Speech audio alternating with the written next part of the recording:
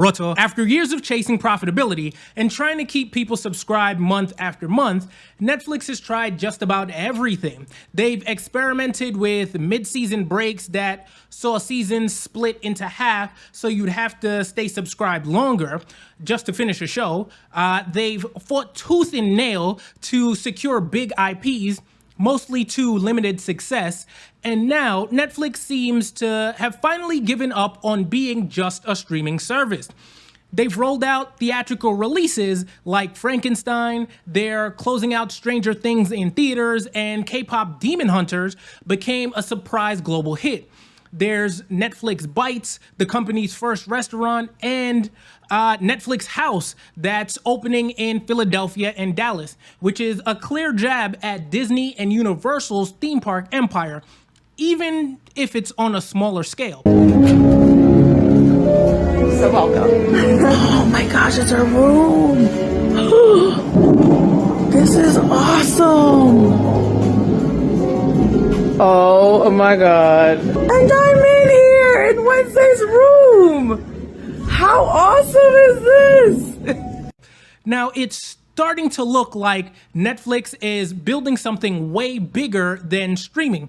And depending on how it plays out, this could either be the rebirth of Netflix or the start of its slow fade into obscurity, right? Now, let's be real. People are cutting costs. The economy's tight. Streaming prices are going up, and the golden age of streaming ended a long time ago. Most households subscribe to maybe one or two services, and if we're being completely honest, they probably pirate everything else. Now, it's not worth it anymore, right? You spend more time scrolling than actually watching anything that's on any of these platforms. Every streamer feels the same, and every month it starts with the same question. Remember to clap the like button so that future updates hit your homepage first. What's even on here for me to watch? So Netflix is adapting. They're realizing that relying solely on subscriptions isn't sustainable. Their growth has slowed, competition's brutal now, and the average person doesn't value streaming like they used to, right? We used to look at Netflix like cable's cool replacement. Now it's just another bill. Am I right? And that's where the emotion comes in, because what Netflix is trying to do now actually reminds me of what made me fall in love with movies in the first place, or at least partly.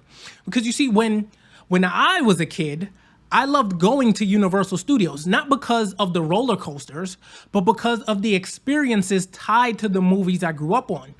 I remember walking into Honey, I Shrunk the Kids and seeing the giant blades of grass towering over me, the oversized ants, you know, that feeling that you'd literally stepped into that world, into the movie. I mean, I remember the Ninja Turtles rolling through in their van and then hopping out and me getting a picture with them. And I even had like a little Ninja Turtle camera that would have like a little Ninja Turtle stamp on it when I would develop the pictures, just to tell you how long I've been into or enamored with movies and photography. I was a child, right?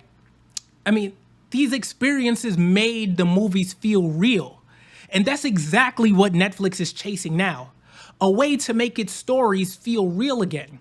They're betting that if they can make you live the worlds you love, you'll never want to leave them. They fought tooth and nail, as I said, to secure big IPs. And part of that struggle is starting to show. Now, according to The Wrap, Netflix's refusal to offer the theatrical releases has already cost them some major creative partnerships. In this clip, The Wrap's executive editor, Adam Chitwood, is talking to founder and editor-in-chief Sharon Waxman about Netflix's current theatrical problem and how some high-profile filmmakers are walking away from deals because Netflix won't commit to a theater release, which is going to be proof that leading forward or moving forward, they're going to be taking a different route, a different avenue to try to gain fans and some of these prestige directors and shows. Zach Kreger, the director of Weapons.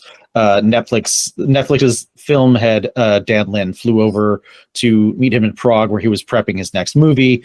Tried to get him to make his This summer. Tried to get him to make this new sci-fi movie that he's written at Netflix. Kreger wanted theatrical. No go for Netflix, and so the project is kind of in limbo now. Zach Kreger wrote it for Amblin under Amblin's deal with Netflix, but he doesn't want to direct it there. They lost Emerald Fennell's Wuthering Heights to Warner Brothers because Emerald Fennell wanted that to go into theaters. They're never going to get a Christopher Nolan. He's never going to make a Netflix movie. So what you just heard is really telling. Netflix is losing major projects. Zach Kreger's Weapons, Emerald Fennell's Wuthering Heights, all because directors still see the theater as the ultimate validation for their work. Even Christopher Nolan, who was once open to working with Netflix, made it clear, no theaters, no deal. And that's what makes this moment a real turning point for Netflix. They're realizing that if they want to compete for prestige directors and keep building serious franchises, they can't just be a streaming platform anymore.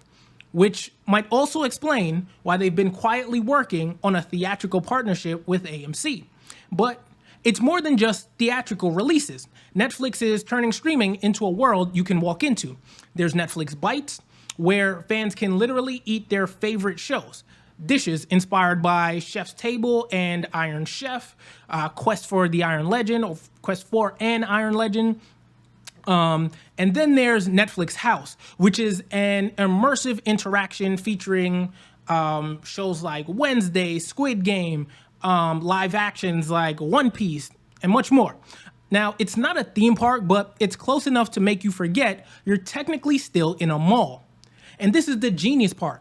It's all designed to keep Netflix top of mind, even when you're not watching it.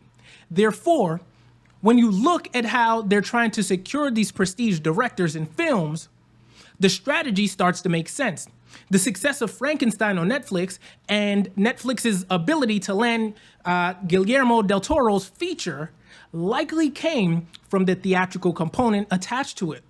And now we're seeing Stranger Things closing out its run with the series finale in theaters. And then, as I said, K-pop Demon Hunter premiering first on Netflix before moving to a theatrical release, right? So now they shouldn't chase massive nationwide releases though, right? They should make moviegoing an event. Now, hear me out. A few cities, a couple days, maybe some exclusive experiences at Netflix House locations. Something that feels special enough that if you miss it, you actually feel like you missed something, or you might have actually missed something. I mean, although these days everybody got cameras or whatnot, so you'll get a glimpse, but it'll be different. There's definitely a FOMO, right? That's where the money is, not in the ticket sales, but in the marketing power of FOMO. You see the buzz, the red carpet photos, the social clips, and it all drives you back to Netflix to stream the movie or TV show. Well, we're starting to see things like Stranger Things, which is a show, be in theaters, but we could do either both, movies or shows, depending on whatever their deal is. But at the end of the day, that's vertical integration done right. Now, if Netflix pulls this off, the rest of Hollywood will absolutely follow. Warner Brothers, Paramount, Amazon, they all have the infrastructure and the IP to mimic it. But Netflix is the one setting the tone right now. If they move fast enough, this could be their signature, the thing that makes every other studio look like they're copying them. Because you can't copyright an experience, right? You can only own the idea or the execution of said idea, right? And even though Netflix isn't uniquely positioned to dominate this forever, they are the first to really try. And if it works, fans win. We'll get more ways to engage with the shows and movies we love, more immersive experiences, and maybe a little bit of that magic we lost when entertainment became something we just scrolled past. So what do you think? Is Netflix building the future of entertainment, or just desperately trying to stay relevant? Let me know in the comments below, and for more industry insights like this, check out this video right here.